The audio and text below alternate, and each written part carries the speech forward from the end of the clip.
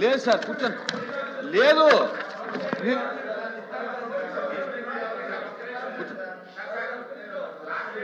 Sir sir మీకు credit ఇస్తాను లేండి సార్, కూర్చోండి. అదే కదా క్వశ్చన్. పోలీస్ మీకు క్రెడిట్ ఉంటుంది, కూర్చోండి. అమ్మా అధ్యక్ష అమ్మా రిటైర్డ్ పోలీస్ ఆఫీసర్ కదా, ఏదో అందుకే క్రెడిట్ ఇచ్చేద్దాంలేండి సార్. ఆయన అడిగేది అదే, బీఆర్ లో డబ్బులు ఇస్తారా లేదా కాదు, బీఆర్ లో జీతం గురించి అడుగుతాడు ఆయన. సూటిగా అడగండి, మీరు సూటిగా అడగాలి. అధ్యక్ష ధన్యవాదాలు. పోయిన సంవత్సరం మార్చి 17వ తారీఖున దీని మీదనే చర్చ జరిగింది అధ్యక్ష. గౌరవ అధ్యక్షులు వారు అదే తమరు చెప్పారు సార్, ఇది అన్యాయం కదమ్మా, వాళ్ళు ఎట్లా బతకాలమ్మా అన్నారు సార్. సార్ మీరు అన్నారు సార్, ఇది అన్యాయం అమ్మా, వాళ్ళు ఎట్లా బతకాలని మీరే చెప్పారు సార్. కరెక్ట్గా సంవత్సరం అవుతుంది సార్, సంవత్సరం అవుతుంది సార్. ఇంతవరకు ఆ రోజున 127 మంది ఉన్నారు సార్, ఈ రోజు 157 మంది అయ్యారు సార్. ఇది అంత అన్యాయం సార్. సార్ రాజ్యాంగంలో సార్, రాజ్యాంగంలో పోలీసులు వెల్ డిసిప్లిన్. మంత్రి గారు మంత్రి గారు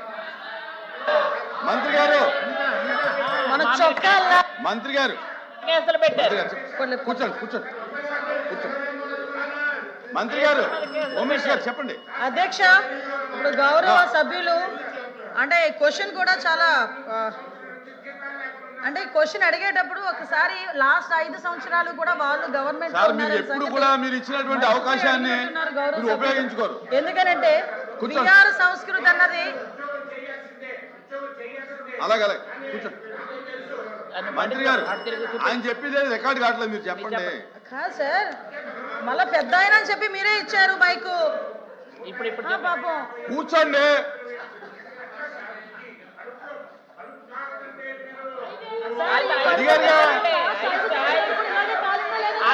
అడిగారు కూర్చో అమ్మా, చెప్పండి కూర్చోండి. మీరు ఎప్పుడు ఇచ్చినా అంతైనా ఆయన మాట్లాడుతుంది. కూర్చోండి. అధ్యక్ష ఒకటి గౌరవ సభ్యులు మాట్లాడారు. అధ్యక్ష మంత్రి గారు గౌరవ సభ్యులు మాట్లాడారు. నేను గౌరవ సభ్యుడికి ఏం చెప్తున్నానంటే చాలా ఆవేశంగా కడుపు మంట గురించి మాట్లాడుతున్నారు. ఇదే కడుపు మంట లాస్ట్ 5 సంవత్సరాలు కూడా పని చేసింది.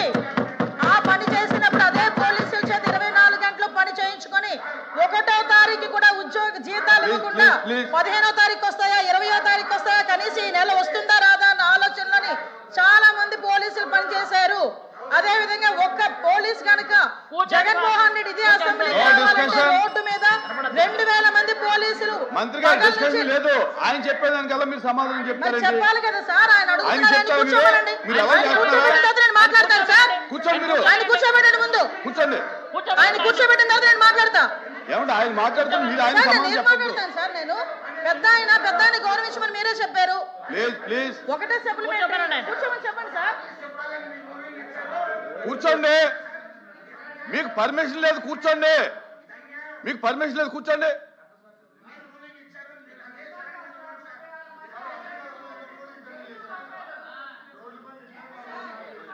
ఆయన మాట్లాడిన దానికి సమాధానం చెప్పాల్సిన బాధ్యత మంత్రిగా నా మీద ఉంది. అంటే ఎవరు అడిగితే వాళ్ళకి చెప్తారా? మీరు మైక్ ఇచ్చారు సార్, మీరు మైక్ ఇచ్చి ఎవరైనా అడగమని నాకు సమాధానం చెప్తాను. నేను చెప్పండి. కోపపడటం కాదండి, మీలాగే మాకు బాధ, కోపం కాదు అది సార్. అధ్యక్ష లాస్ట్ విఆర్ సంస్కృతి అన్నది ఈ రోజు వచ్చింది కాదు అధ్యక్ష. విఆర్ సంస్కృతి అనేది లాస్ట్ గవర్నమెంట్ లో కూడా విఆర్ సంస్కృతి అని ఉన్నది. అదే విఆర్ కి సంబంధించి చాలా మంది పోలీసులను ఇయర్ వారీగా కూడా చెప్పగలను. ఎండ్ ఆఫ్ ద డిసెంబర్ మనకి 2019లో దగ్గర 54 మందిని, తర్వాత చూసుకుంటే 96 మందిని, తర్వాత చూసుకుంటే 75 మందిని. ఇవన్నీ కూడా నేను డిఎస్పీ స్థాయి వ్యక్తుల గురించి మాట్లాడుతున్నాను అధ్యక్ష. నేను ఐపీఎస్లు సిఐల గురించి కూడా మాట్లాడలే. అంటే కేవలం ఇంచుమించుగా అందరు కలిపి ఇన్స్పెక్టర్ స్థాయిలో అధ్యక్ష 2019లో 149 మందిని పెట్టారు అధ్యక్ష. 2020లో 81 మందిని, ఓన్లీ ఇన్స్పెక్టర్ స్థాయి గురించి చెప్తున్నా. 2021లో 104 మందిని, 2022లో 114 మందిని ఇలా పెట్టుకుంటే చూస్తే అధ్యక్ష సుమారుగా లాస్ట్ గవర్నమెంట్లో కూడా విఆర్లో పెట్టి పోలీసుల సేవలను వినియోగించుకోవడం అన్నది ఈ రోజు ఈ గవర్నమెంట్ వచ్చి కొత్తగా తీసుకొచ్చే నిర్ణయం కాదు. అదేవిధంగా విఆర్లో ఉన్న వాళ్ళకి విఆర్లో ఉన్న పీరియడ్లో జీతభత్యాలు రావు అన్న సంగతి ఈరోజు ఈ గవర్నమెంట్ తీసుకున్న నిర్ణయం కాదు. ఇది ఇంతకు ముందు నుంచి వస్తున్నదే. ఎవరైతే 80 రోజుల లోపు కనుక విఆర్లో ఉండి పోస్టింగ్లో జాయిన్ అయితే వాళ్ళకి ఇమీడియట్గా డిపార్ట్మెంట్ పరంగా వాళ్ళకి రావాల్సిన అలవెన్సెస్ అన్నీ కూడా వాళ్ళకి వస్తాయి. 80 రోజులు దాటి కనుక 180 రోజులు కనుక అయితే ఫినాన్స్ డిపార్ట్మెంట్కి వెళ్ళి వస్తాయి. అంతే తప్పించి ఎవరికి కూడా రూపాయి బాకీ ఉండాల్సిన అవసరం గవర్నమెంట్కి లేదు. ఏదైతే పోలీస్ డిపార్ట్మెంట్ పనిచేస్తున్నారో వాళ్ళకి ఇవ్వాల్సిన బాధ్యత కూడా ఉంది. కాబట్టి ఆ పరంగా యాజ్ పర్ రూల్ మేము వెళ్తున్నాం అధ్యక్ష. అదొకటి. నెక్స్ట్ ఇందాక మాట్లాడుతూ ప్రభుత్వ ఉద్యోగం రావడం ఎంత కష్టమా అన్నది గౌరవ సభ్యులు సూచించారు. నిజంగా నేను ఒక గవర్నమెంట్ ఉద్యోగస్తురాలుగా అది నాకు తెలుసు. ఆ బాధ తెలుసు కాబట్టి ఎంతో కష్టపడి చదువుకున్న డాక్టర్ సుధాకర్ నా వ్యక్తిని నడి రోడ్డు మీద పోలీసుల చేత కొట్టించిన రోజు కూడా రియాక్ట్ అవ్వాల్సి వచ్చింది. ఎందుకు మాట్లాడుతున్నానంటే ఇదే చాలా మంది ఎంప్లాయీల్ని నడి రోడ్డు మీద ఇబ్బందులు పెట్టిన సందర్భాన్ని కూడా గౌరవ సభ్యులకి గుర్తు చేస్తున్నా.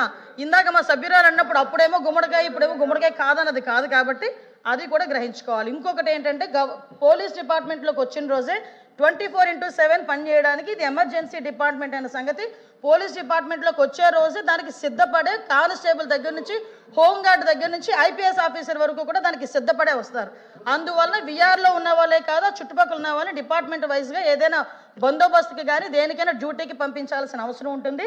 దానికి తగ్గట్టుగానే యాజ్ పర్ రూలే మేము పంపిస్తున్నాం తప్పించి ఎక్కడా కూడా కక్షపూరితంగా వెళ్ళే పరిస్థితి అయితే కనిపించట్లే. మీకు ఇంకొక విషయం కూడా చెప్తున్నాను అధ్యక్ష. అదేవిధంగా ఈరోజు ఇందాక మన బయోమెట్రిక్ గురించి మాట్లాడారు అధ్యక్ష. ఇప్పుడు బయోమెట్రిక్ అనేది పెట్టకపోతే పోలీస్ డిపార్ట్మెంట్ వాళ్ళు అక్కడున్నారు ఇల్లు ఇక్కడున్నారు వాళ్ళు వచ్చారని చెప్పి జీతాలు తీసుకుంటున్నారని ఇదే ప్రతిపక్షాల వాళ్ళు మాట్లాడతారు.